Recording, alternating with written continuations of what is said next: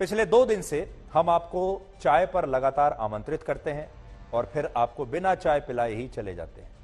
यानी चाय के नुकसान वाली खबर 2 दिन से हम आपको दिखा नहीं पा रहे हैं, क्योंकि ब्लैक एंड व्हाइट हम शुरू करते हैं, आपको बताते हैं कि आज ये खबर दिखाएंगे और बाकी खबरें इतनी ज्यादा हो जाती हैं और समय का पता ही नहीं चलता कि कब 10 बज गए और ये खबर रह जाती है। आप में से बहुत सारे दर्शकों ने मेल्स लिखे, बहुत सारे दर्शकों ने सोशल मीडिया पर लिखा, व्हाट्सएप पर लिखा और कहा कि आप ये खबर क्यों नहीं दिखा रहे हैं।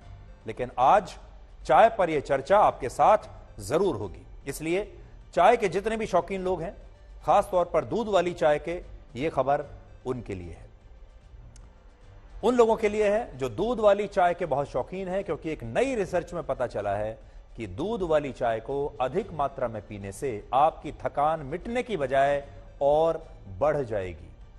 चीन की राजधानी बीजिंग में हुई इस स्टडी में 5000 से ज्यादा छात्रों ने हिस्सा लिया और ये वो छात्र थे जिन्हें मिल्क टी यानी दूध वाली चाय पीने की लत लग चुकी थी। ये हर समय दूध वाली चाय पीते थे। यह स्टडी लगभग 1 साल तक चली, जिसमें पता चला कि जो लोग दूध वाली चाय ज्यादा पीते हैं उन्हें इसकी वजह से डिप्रेशन और एंग्जाइटी की शिकायत हो सकती है और इसकी वजह से लोगों के मन में कई बार तो आत्महत्या करने के बुरे विचार भी आ सकते हैं।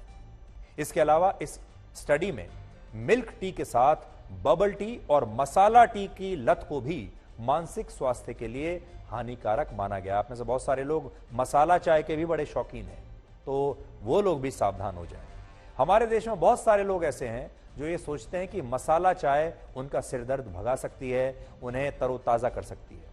लेकिन इस स्टडी के मुताबिक दूध से बनी मसाला चाय या दूध से बनी ऐसी चाय जिसे बहुत देर तक उबालने के बाद पिया जाता है और जिसमें झाग बहुत ज्यादा होते हैं, ऐसी दूध वाली चाय सिर दर्द को कम बिल्कुल नहीं करती, बल्कि ये चाय मानसिक रूप से लोगों को और ज्यादा बीमार बना सकती है।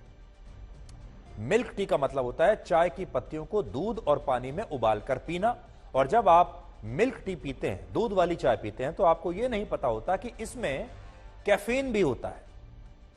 आप दिन में लगातार कई कप दूध वाली चाय पीते हैं और इससे जब आपके शरीर में कैफीन की मात्रा बढ़ जाती है तो यही कैफीन शरीर में एक तरह का केमिकल इम्बैलेंस पैदा करता है और इसका असर लोगों की मेंटल हेल्थ पर भी पड़ने लगता है। और फिर जिन लोगों को दूध वाली चाय पीने की लत है वो लोग और ज्यादा चिड़चिड़े रहने लगते हैं, उन्हें डिप्रेशन होने लगता है और उन्हें ज्यादा तनाव होने पर कई बार आत्महत्या करने के ख्याल भी आ सकते हैं। लेकिन आपने कभी सपने में भी नहीं सोचा होगा कि यह सब कुछ चाय की वजह से हो रहा है, क्योंकि जब आप चाय पीने जाते हैं ऐसे समय में जाते हैं जब आपको लगता है कि अब मैं थक चुका हूं या आपको कोई परेशानी है, आपके सिर में दर्द हो रहा है, आप तरोताजा महसूस करना चाहते हैं, तब आप चाय पीते हैं।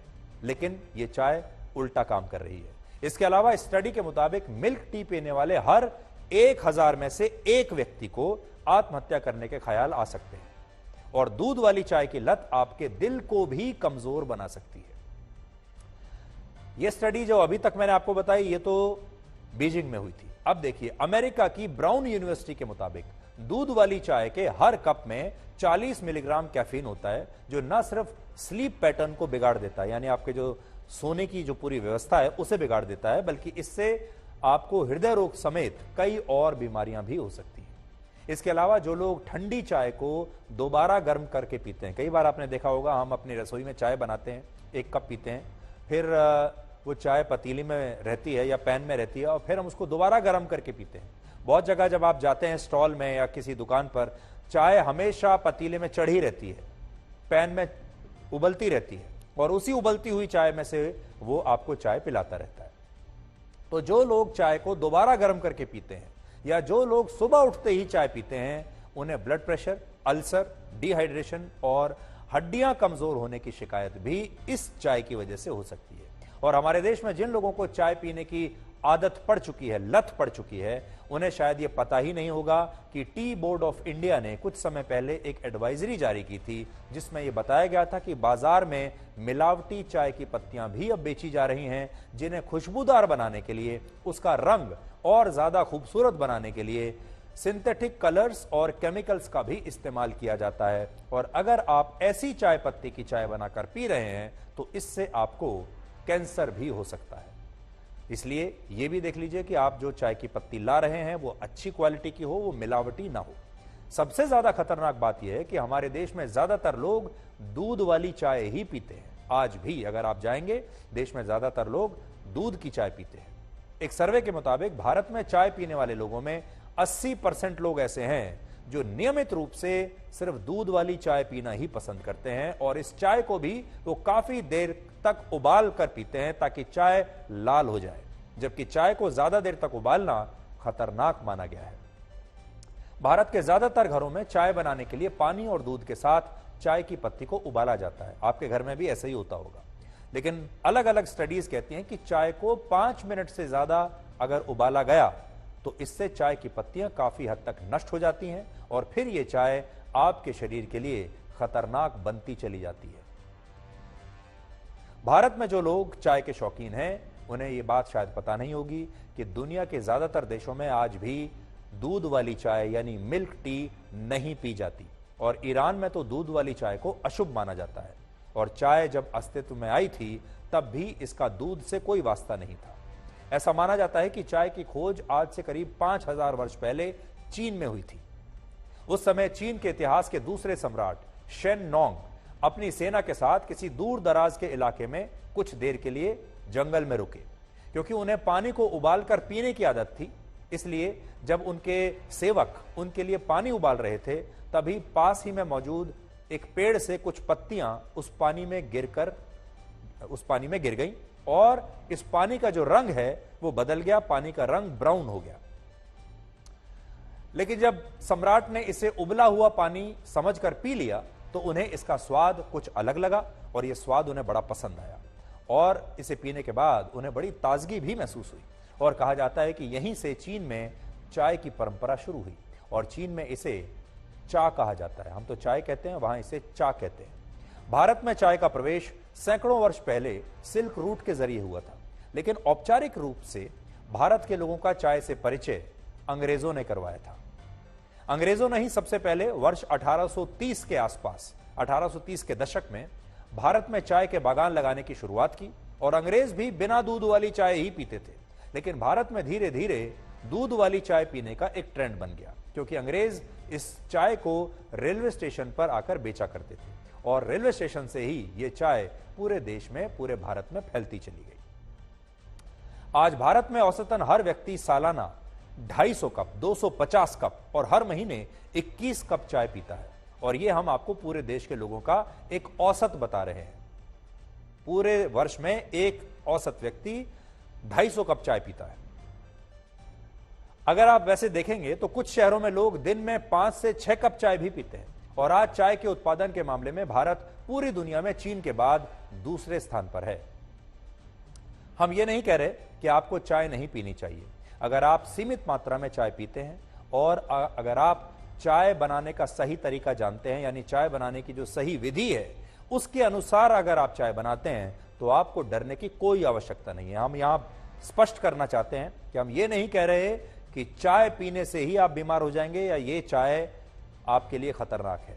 हम ये कह रहे हैं कि अगर आप गलत विधि से चाय बना रहे हैं तो ये खतरनाक होगा। अगर आप चाय को जरूरत से ज्यादा उबाल रहे हैं, जरूरत से ज्यादा उसे लाल करके पीते हैं, जरूरत से ज्यादा आप पत्तियों को उबालते हैं, या फिर बार बार चाय को गर्म करते हैं, तो फिर यह आपके लिए हानिकारक है। लेकिन अगर आपको दूध वाली चाय पीने की लत लग चुकी है तो आपको आज ही सावधान हो जाना चाहिए, और यह चेक करना चाहिए कि क्या आप डिप्रेशन और तनाव में रहते हैं, और अगर ऐसा है तो इसका कारण कहीं आपकी चाय के साथ तो जुड़ा हुआ नहीं है। तो आज हमारे जो दर्शक इस विश्लेषण को देखने के बाद चिंता में आ गए, उन्हें हम चाय की ताकत के बारे में भी बताना चाहते हैं। चाय बड़ी ताकतवर भी है। भारत में चाय को सामाजिक पहलू से देखा जाता है। यह सिर्फ एक कोई पीने की चीज नहीं है। यह कहा जाता है कि सुबह की चाय और बड़ों की राय समय समय पर लेते रहना चाहिए। असल में चाय की चुस्कियों में एक ऐसा सुकून होता है जो लोगों को साथ भी लाता है और उन्हें अपना सुख दुख बांटने का मौका भी देता है। जब कोई व्यक्ति आपसे कहता है कि चलो चाय पीते हैं, तो वो सिर्फ आपसे ये नहीं कह रहा कि बाहर चलकर या कहीं बैठकर कुछ भी पी लिया जाए। ये कोल्ड ड्रिंक पीने जैसा नहीं है। चाय पीने का मतलब है दो लोगों के बीच आपस का रिश्ता मजबूत हो रहा है। हमारे देश में जब लोग दुखी होते हैं या जब खुश होते हैं, तब वो यही कहते हैं कि चलो चाय पीते पीते बात करते हैं। कभी कोई विवाद हो जाता है, उसे भी सुलझाने के लिए कहते हैं चलो चाय पर चर्चा करते हैं, चाय पर बात करते हैं। यानी चाय उस भावना का नाम है जो हर घूंट के साथ आपके शरीर में एक सुफुर्ती और सकारात्मकता लाती है, आपके रिश्तों को जोड़ती है, और इसे हर मर्ज की दवा भी माना जाता है।